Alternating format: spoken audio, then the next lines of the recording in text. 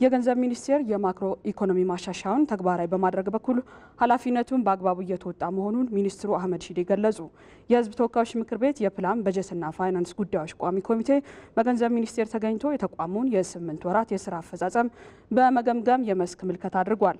ሚኒስትሩ በዚህ ወቅት እንደገለጹት ተቋሙ የፊስካል ፖሊሲውን በአግባቡ ተግባራዊ በማድረግ የዋጋ ንረትን በማረጋጋት ታክስ ፖሊሲውን ተግባራዊ በማድረግ ለመሰረታዊ ግብዓቶች ከ300 ቢሊዮን ብር በላይ ድጎማ በማድረግ የበጀት ጉድለትን በአግባቡ በማስተዳደር የዕዳ ሽግሽግና እፎይታ እንዲገኝ በማድረግ የውጭ ሀብትን ከምንጊዜውም በላይ በማሰባሰብ ኃላፊነቱን እየተወጣ ይገኛል ብለዋል።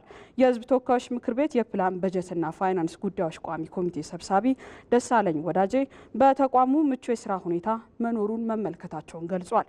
ከመንግስት ፋይናንስ አስተዳደር አንጻር አንዳንድ ፕሮጀክቶች አፈጻጸም የመንግስት ንብረት አስተዳደርን፣ የመንግስት የኤሌክትሮኒክ ግዢ፣ በክልሎች የፕሮጀክት አፈጻጸም፣ የጥሬ ገንዘብ ፍሰት፣ በኦዲት ግኝት እርምጃ አወሳሰድና በሌሎች የፊስካል ፖሊሲ ጉዳዮች ላይ መሻሻል ስላለባቸው ጉዳዮች ግብረ መልስ መስጠታቸውን ከሚኒስቴሩ የተገኘው መረጃ ያመለክታል። የንግድና ቀጠናዊ ትስስር ሚኒስቴርና የተጠሪ ተቋማት ያለፉት 9 ወራት የእቅድ አፈጻጸም ግምገማ በአዲስ አበባ ተካሄደ። በበጀት ዓመቱ 9 ወራት የተለያዩ ምርቶችን ወደ ውጭ ሀገር በመላክ 4.5 ቢሊዮን ዶላር መገኘቱን የንግድና ቀጠናዊ ትስስር ሚኒስትር ካሳሁን ጎፌ ጠቁመዋል። ለሲሚንቶ የግብይት ችግር ምክንያት የነበሩ መመሪያዎችን በማሻሻል በገበያው ላይ የነበረው የአቅርቦት ችግር እንዲፈታና የሲሚንቶ ዋጋ በ50 በመቶ እንዲቀንስ መደረጉን ተገልጿል። የቅዳሜና እሁድ ገበያ የኑሮ ውድነቱን ለማረጋጋት የማይተካ ሚና እየተጫወተ መሆኑንም አንስተዋል። ገበያዎቹ ውጤት እየመጡ ነው፣ ምንም ጥያቄ የለውም። ከ10 እስከ 30% ከገበያ ከሌላው ገበያ የዋጋ ቅናሽ የሚታይባቸው ናቸው። ይሄ ምንም አናሊሲስም አይፈልግም፣ ሄዶ ቼክ ማድረግ ይቻላል። አሁን ማለት ነው ሱፐር ማርኬት ላይ የሚሸጥበት ዋጋ ቅዳሜና እሁድ ገበያ ካለው ሽንኩርት ዋጋ ማነጻጸር ነው። ዋናው ችግር ሆኖ የነበረው ምንድነው? እነኚህን ቅዳሜና እሁድ ገበያ በሚፈለገው ፍጥነት ልክ ማደራጀት ነው ችግር የነበረው እንጂ የገበያዎቹ ውጤታማነት ጉዳይማ እነሱ አይኖሩ ኖረው ዝቅተኛ ገቢ ያለው፣ ቋሚ ገቢ ያለው፣ አነስተኛ ገቢ ያለው ህብረተሰብ ክፍል ለኑሮ ውድነቱ በጣም እንትን ይባል ነበር። የሸቀጦች ዋጋ በሚጨምርበት ልክ አይደለም ገቢ እየጨመረ ያለው። ይሄ ሲሆን የማርኬት ፌለር የኢንፍሌሽን ያጋጥም ነበር። እሱም በመቋጠር ረገድ አይነተኛ ሚና ነው የነበራቸው፣ ምንም ጥያቄ የለውም። የአፍሪካ አህጉራዊ ነጻ የንግድ ቀጠና የድርድር ሂደትን የሚያፋጥኑና ከሌሎች ሀገራት ጋር የሁለትዮሽ የንግድ ግንኙነትን የሚያጠናክሩ ስራዎች በ9 ወራት መሰራታቸውንም ጠቁመዋል። እንደ ሪፖርተራችን መቅደስ እንዳለ ዘገባ በከፍተኛ የውጭ ምንዛሪ የሚገባው ነዳጅ በህገ ወጥ መንገድ ወደ ተለያዩ የጎረቤት ሀገራት እንዳይጓጓዝ ጥብቅ ቁጥጥር እየተደረገ እንደሚገኝም ጠቁመዋል። ነዳጅ በውድ ዋጋ በ4.5 ቢሊዮን ዶላር እና ከዛ በላይ በየአመቱ እየመደብን የውጭ ንግዳችን ያህል የምናስመጣው ምርት ነው። ይሄ ምርት ከብክነት በጸዳ መልኩ ፍላጎትን የሚያባብስ አይነት ነገሮች እንዳይኖሩ ይፈለጋል። የማደያዎች መብዛት፣ የኩባንያዎች መበራከት ፍላጎት ነው እንጂ የሚያንረው አቅርቦት አይደለም የሚያደርገው። የንግድ ፖሊሲያችን ግልጽ ያለ ነው። አቅርቦት መር ነው። አቅርቦት የሚያሳድግ ጉዳይ ነው መሆን ያለበት ነው እያልን ያለ ነው። አላስፈላጊ ፍላጎቶች ለኮንትሮባንድ ወደ ጎረቤት ሀገራት ለማስወጣት የሚደረግ ሙከራ እንዲህ ነገሮችን ደግሞ መቆጣጠር ያስፈልጋል በሚል ጥብቅ ቁጥጥር መደረግ ይገኛል ማለት ነው።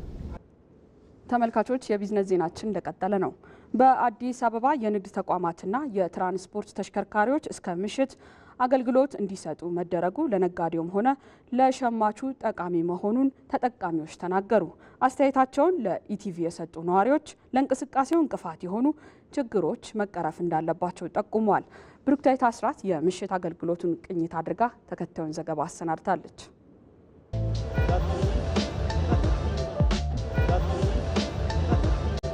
በአዲስ አበባ ከተማ የሚገኙ የንግድ ተቋማትና የትራንስፖርት አገልግሎት የሚሰጡ ተሽከርካሪዎች እስከ ምሽቱ 3 ሰዓት ተኩልና 4 ሰዓት አገልግሎት እንዲሰጡ ደንብ ጸድቆ ከመጋቢት 10 ቀን 2017 ዓ.ም ጀምሮ ወደ ስራ ገብቷል። ታዲያ እኛም ይህ አገልግሎት ከተጀመረ በኋላ ድባቦቹ እንዴት ናቸው፣ እንዲሁም ደግሞ ተጠቃሚዎቹስ ነጋዴዎቹስ ያላቸው ስሜት ምን ይመስላል የሚለውን በተለያዩ አካባቢዎች ዞር ዞር ብለን ጠይቀናል።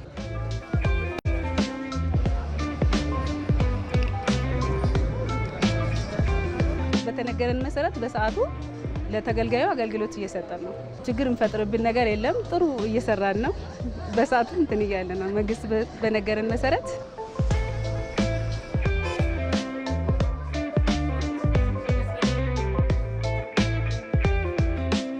ለስራም እና ደግሞ ለከስተመርም ያው አሁን መጥቶ ስትመልሺ እስከ 5 ሰዓት እንቀራሽ ደስ ይላል። ምክንያቱም አንተ እርቦት የሚመጣ ሰው አለ ወይ ከመንገድ የሚመጣ ሰው አለ እና ደግሞ ያው ለዛ ሰውም አሪፍ ነው እና መቆየቱ ለኛ አሪፍ ነው እንደው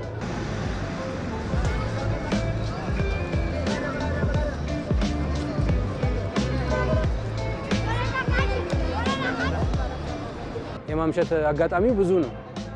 ስለዚህ በማንኛውም ሰዓት አገልግሎቱን ማግኘት መቻሉ በራሱ በጣም ትልቅ ነገር ነው። ብዙ ጊዜ መንገዱ አስፈሪም ስለሆነ ለስጋታችን እንዲቀንስ ብለን በትራንስፖርት መጠቀምሽ አይቀርም። ወይ ራይድ ነው የምትጠቀሚው ወይ ላዳ ታክሲዎችን ነው የምትጠቀሚው። ከዛ የተረፈ ሌላ አይነት አገልግሎት ማግኘት ስለማንችል ለእንደዚህ አይነት ወጪ መዳረጋችን አይቀርም። ስለዚህ ያው ወጪ ሴቭ የሚያደርግልን ትልቅ አገልግሎት ነው ብዬ ነው ማምነው። እንደውም በምሽት ነው ተረጋግተንም የምንሰራው። አገልግሎቱም ደግሞ ታክሲውም ተረጋግተን ነው ትራንስፖርት የምናገኘው። ለእኛ ብዙ ጥቅም አለ። በፊት ላይ ያው በራይድ ምናምን ነው አንደኛ ትርፍ ሳንቲም ነው የምናወጣው። በፊት ላይ በጣም ችግር ነበር። አሁን ግን ከዚህ ተሻሽሎ አዲስ በወጣው አዋጅ እኛም እየተገበር ነው፣ እነሱንም አገልግሎት እያገኘን ነው። አሁን ምንም አይነት ችግር የለም።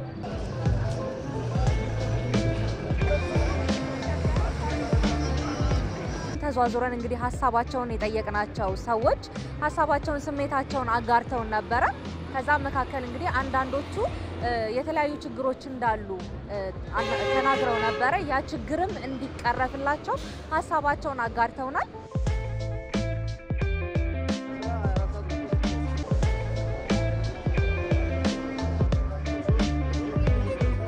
ስራው እስከ 3 ተኩል መሆኑ እኛም አንጠላው ነበር። ጥሩ ነበር፣ ቆንጆ ነበር።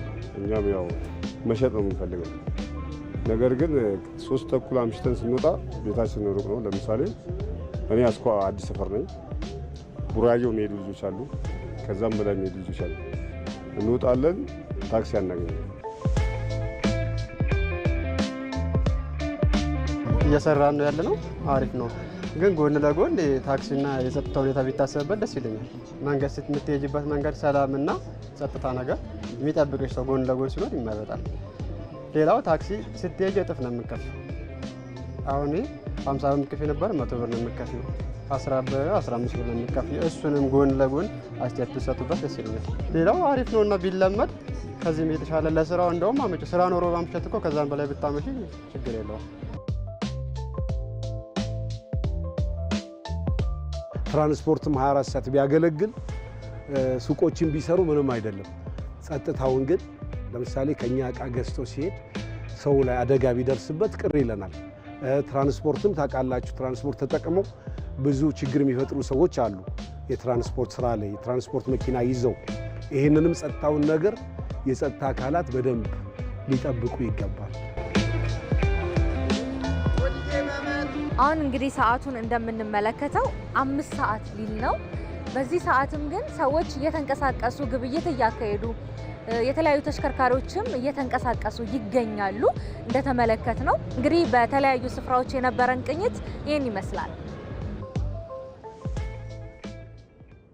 በአዲስ አበባ ከተማ ተግባራዊ መደረግ የጀመረው የምሽት አገልግሎትን የተመለከተው ደንብ የታለመለትን ግብ እንዲመታ ከጸጥታ አካላትና ከሚመለከታቸው ባለድርሻ አካላት ጋር በጥምረት እየሰራ እንደሚገኝ የአዲስ አበባ ንግድ ቢሮ አስታውቋል። የከተማ የትራንስፖርት ቢሮ በበኩሉ ደንቡን አክብረው በማይሰሩ አሽከርካሪዎች ላይ ጠበቅ ያለ እርምጃ መውሰድ መጀመሩን ገልጿል። አሚር ጌቱ ተጨማሪ አለው። የአዲስ አበባ ከተማ አስተዳደር በከተማዋ የንግድ ተቋማትና የትራንስፖርት አገልግሎት የሚሰጡ ተሽከርካሪዎች እስከ ምሽቱ 4 ሰዓት ድረስ አገልግሎት እንዲሰጡ የሚያስገድድ ደንብ ማጽደቁ ይታወቃል።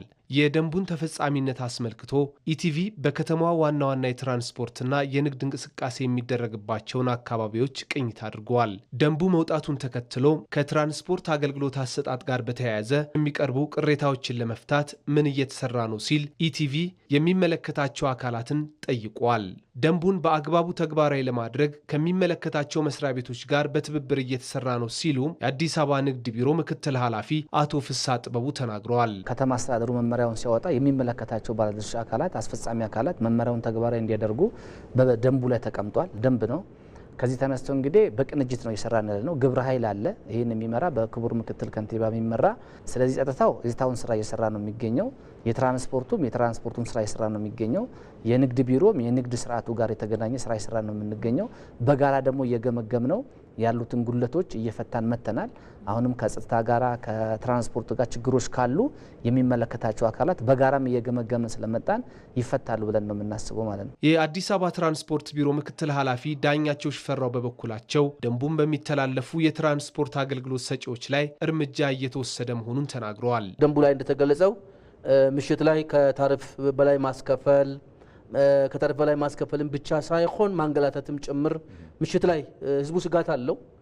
ማየን ቦታ የሚወርድ ከሆነ ከጸጥታ አካላት ጋርም አብሮ የመስራቱ ስራዎችም እንደተጠበቁ ሆነው ጠንከር ያለ እርምጃ ሊያስወስድ እንደሚችል ደንቡ በግልጽ አስቀምጦታልና ወደዚህ እርምጃ ትራንስፖርት ቢሮ ገብቷል። የቁጥጥር ሰዓትም ካሁን በፊት እስከ 2 ሰዓት የነበረው እስከ ምሽቱ 4 ሰዓት የማድረግ ስራዎች ስለተጀመሩ የመቆጣጠሩንና ፈር የማስያዝ ስራዎች አሁን ሙሉ በሙሉ ወደ ተግባር ስለገባን ህዝቡ አካባቢ የሚነሳው ቅሬታ እየተፈታ ሄዳል ብሎ መውሰድ ይቻላል። ማህበረሰቡ ከተቀመጠው ታሪፍ በላይ የሚጠይቁና የሚያስከፍሉ አሽከርካሪዎች ሲያጋጥሙ ጥቆማ በማድረግ ተባባሪ እንዲሆን የቢሮ ምክትል ኃላፊ ጥሪ አቅርበዋል። በቀላሉ ታርጋ ቁጥሩንና ሰዓቱን ብቻ ይዘው በ9417 ኤኒታይም ሪፖርት ካደረገ እኛ ያንን አሽከርካሪ ፈልገነው እርምጃ እንወስደዋለን። ሁለተኛ ማታውም ላይ በዋና መስመሮች ላይ ህዝቡ እንግዲህ የከተማው ትራንስፖርት ከዲማንዱ ጋር ነው የሚሄደው። አሁን ከንግድ ቢሮ ጋር እየሰራን ያለ ነው ምንድነው ምሽቱ የንግድ አገልግሎት እያደገ በሄደባቸው መስመሮች ላይ ትራንስፖርትን በዛ መንገድ እያደገ እንዲሄድ እየተደረገ ያለውና የቁጥጥራችን ስርዓት እስከ 4 ሰዓት ቁጥጥር ይደረጋል። በአዲስ አበባ ከተማ የንግድ ተቋማትና የትራንስፖርት አገልግሎት እስከ ምሽቱ 4 ሰዓት አገልግሎት እንዲሰጡ የወጣው መመሪያ ከመጋቢት 10 2017 ጀምሮ ተግባራዊ እየተደረገ ይገኛል። ተመልካቾች የኢቲቪ 57 የቢዝነስ ዜናዎቻችን ይህን ይመስሉ ነበሩ። በያላችሁበት መልካም ምሽት።